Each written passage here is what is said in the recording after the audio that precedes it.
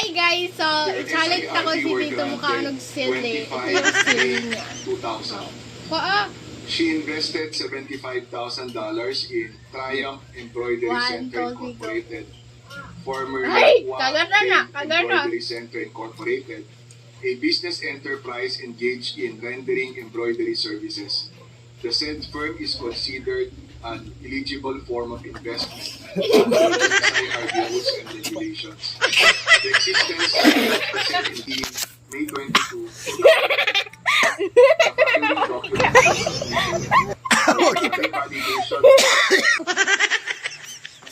The SIRB holders are